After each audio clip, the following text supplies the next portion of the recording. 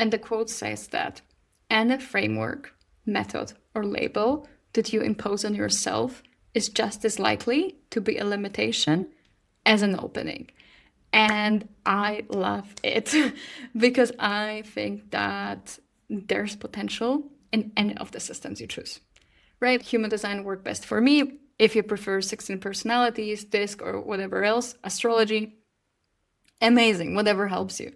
But the test itself gives you just information. And I see so many people stopping there, right? And not only stopping there, but even using these labels as handy excuses and limitations, which is something that I find really lame, right? So let me give examples from my own design, right? Like I'm a projector. So this is a very shitty excuse to say, oh, I need to wait for invitations. So I'm just going to sit at home, wait for someone to invite me, doing nothing. And I'm just going to sit bitter, surprised. Nothing ever happened, right? Or I'm an Aries, so I'm very impatient and hot-headed, so I cannot do long-term planning. Or I'm an introvert, so I can never public speak.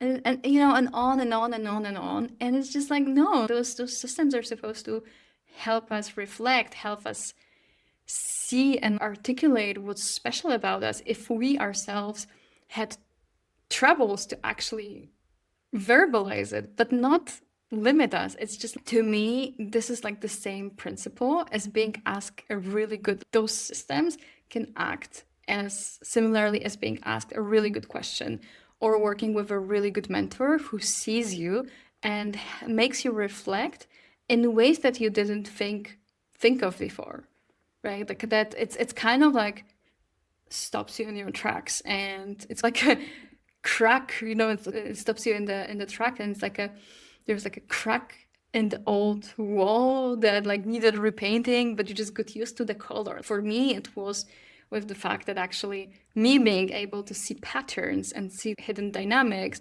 and always being the person who heard it, oh my god, it's not that deep.